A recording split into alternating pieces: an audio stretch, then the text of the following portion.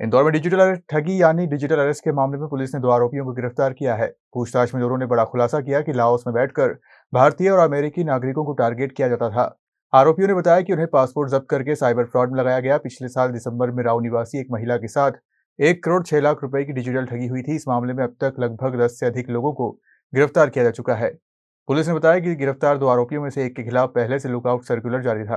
Additional arrest के मामले में मैं आपको बता दूं, ये घटना है जो 1 साल पहले की, जो फरियादी को एक कॉल आया था, उसको फिर स्काइप वीडियो कॉल पर लेकर उसके साथ फिर डिजिटली अरेस्ट किया गया था ईडी सीबीआई के नाम पर, और उससे लगभग 1 करोड़ 60 लाख रुपए का फ्रॉड किया गया, जिसमें कि 9 अकाउंट में ऑल ओवर जो इंडिया के 9 स्टेट्स में 11 अकाउंट में ये पूरा पैसा गया था, जिसमें कि लगातार इसमें क्राइम ब्रांच के द्वारा कार्रवाई की जाकर इसमें लगभग 17 आरोपियों को अरेस्ट कर लिया गया था, जो कि म्यूल अकाउंट होल्डर थे या फिर उसको अकाउंट को बढ़ाने वाले थे या फिर सिम को देने वाले थे। इसमें सिम बेचने वाले को भी गिरफ्तार किया गया था। इसमें सिवनी से 2 आरोपी गिरफ्तार हुए थे, जिसमें कि एक इसका साला भी था जो आरोपी गिरफ्तार किया गया। उसके द्वारा बताया गया था कि सारी लगभग 400 से 450 सिमें उनके द्वारा उसको दे दी गई थी, पतरस उर्फ कैलिस को। तो पतरस उर्फ कैलिस के खिलाफ एलओसी जारी किया गया था, जिसमें कि दिनांक लगभग 21-22 नवंबर के आसपास के अमृतसर जैसे ही वो एयरपोर्ट पर आया, तत्काल उसको हिरासत में ले लिया गया और क्राइम ब्रांच को सूचना दी गई थी, जिस पर से पुलिस की टीम ने जाकर उसको वहाँ पर ट्रांजिट रिमांड लेकर उसको अरेस्ट किया जाकर, ट्रांजिट रिमांड लिया जाकर उससे यहाँ पर पूछताछ की गई। उसका पुलिस रिमांड 28 तारीख तक का है।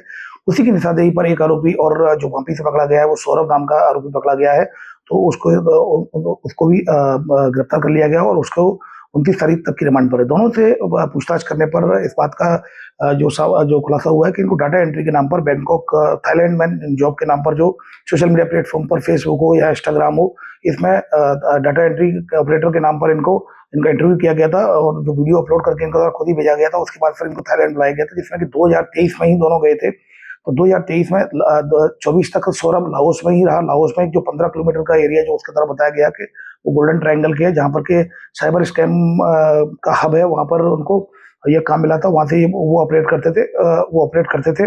इसके बाद 1 साल बाद उसको वहाँ से म्यांमार में जो मियावाड़ी जगह है, जहाँ पर केके पार्क है, वहाँ पर उसको शिफ्ट कर दिया गया था, जबकि पतरस वही लाओस में ही रहा था। और म्यांमारी में जो एरिया है वो केके पार्क है, जो लगभग 5 से 6 किलोमीटर है। सबके द्वारा पूछताछ में बताया गया था केके पार्क को उसमें साइबर स्कैम हब है। मिलिट्री ऑपरेशंस के दौरान वहाँ पर जो लाओस में, थाईलैंड लाओस में मिलिट्री ऑपरेशन के दौरान इसमें ये इसको केके पार्क से, जो म्यांमार में केके पार्क है, वहाँ से सौरभ को रेस्क्यू किया गया था सेंट्रल फोर्सेस के द्वारा।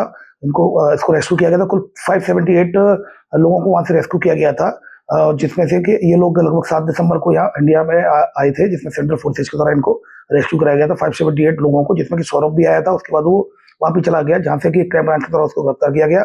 वहीं दूसरी ओर जो कि जो पतरस उर्फ कैलिस उर्फ क्रिस, उसको वो वहाँ से जब ऑपरेशन चला था वहाँ पर लाओस में, जो थाईलैंड और लाओस का गवर्नमेंट के द्वारा जो ऑपरेशन चलाया गया था मिलिट्री ऑपरेशन, उसमें वो वहाँ से उसको लोग जो स्कैमर्स थे उसको ले गए और उसको कंबोडिया पहुंचने का बोला, लेकिन वो कंबोडिया पहुंचने का बोला, एयरपोर्ट के बाहर वियतनाई जो एयरपोर्ट है वहाँ पर उसको छोड़ दिया था। तो एयरपोर्ट पे उसको $500 दिए गए थे और पासपोर्ट दिया गया था। वो वहाँ से वो भाग कर आ गया था।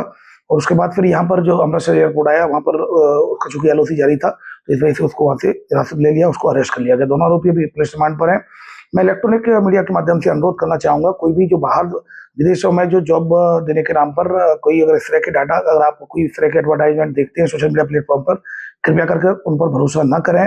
वो जिस तरह साइबर स्लेवरी जैसे कई ऐसे इंसिडेंट्स हो रहे हैं, कृपया करके आप उसको जो इस तरह के जो थाईलैंड में जॉब के नाम पर या कहीं लाओस या कहीं भी जो जॉब के नाम पर अगर आपको कोई ऑफर देता है, सबसे पहले उसको वेरीफाई करें और जो एजेंट्स होते हैं, जो ऑफिशियल एजेंट्स होते हैं, उनके माध्यम से ही संपर्क करें।